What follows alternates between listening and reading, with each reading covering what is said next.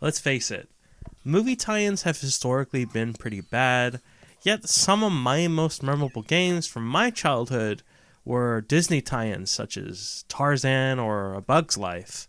While they might not be the best games, I remember them more often than other titles I've played at the same time. But by 2006, I had largely stopped seeking such content in favor of more mature games that my brothers had introduced me to. But after all these years, this leaves me to wonder if Disney tie-ins at this era were actually any good.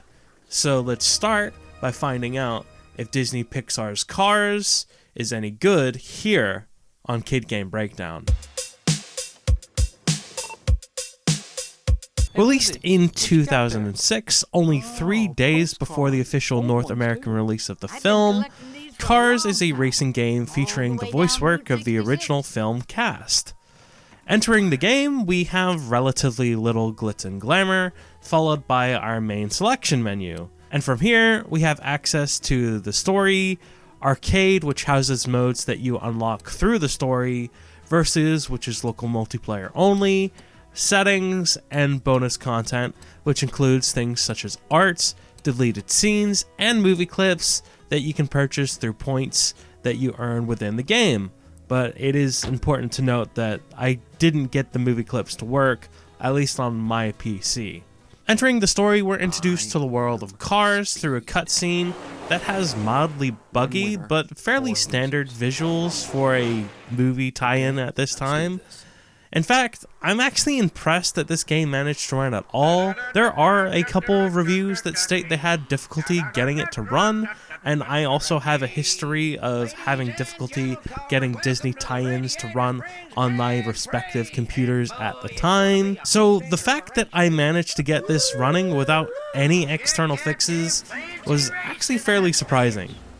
However, when we do finally get into a race, we're introduced to what could likely be the most awkward control scheme I've encountered.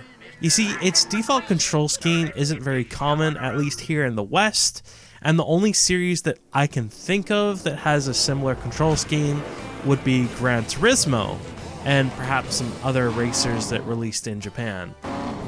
But because the West's conventional forward and reverse buttons were reversed, we start the race going backwards, at least until I navigated the controls or correct them through the admittedly awkward options menu. But despite some of my complications, when we actually nail down the controls and learn some of the abilities that we can perform, the racing actually isn't all that bad. In fact, it feels basically how you would expect if you were to watch the films.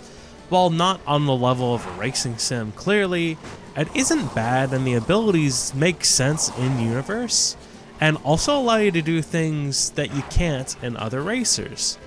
It makes the races and the open world navigation feel much more fun and fluid than similar feeling racers. However, these abilities don't always transfer to different types of races. For example, the Piston Cup races get rid of these abilities in favor of a more arcade-like bore.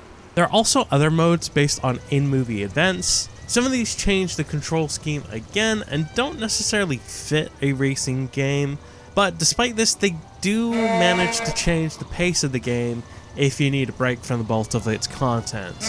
Personally, I didn't like the couple of minigames I played, but I could see why a kid might.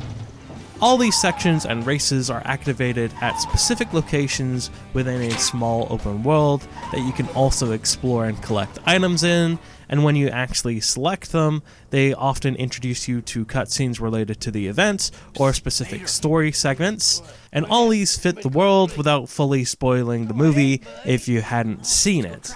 But based on what I played, do I think that this is worth getting as an adult? Unfortunately, no. While I had an okay time with some of the races, a lot of the other elements of this game was fairly boring to me. Surprisingly, the game doesn't hold your hand as much as you would expect, which is a good thing, but remapping the controls was a little bit confusing. I also don't think it's great for a kid either.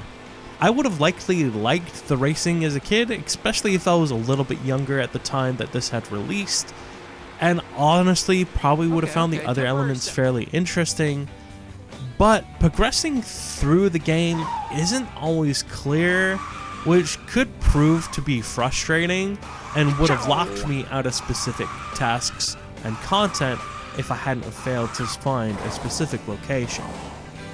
Also, the fact that this game might not run kills the plug-and-play feel that you would hope from a kid's game.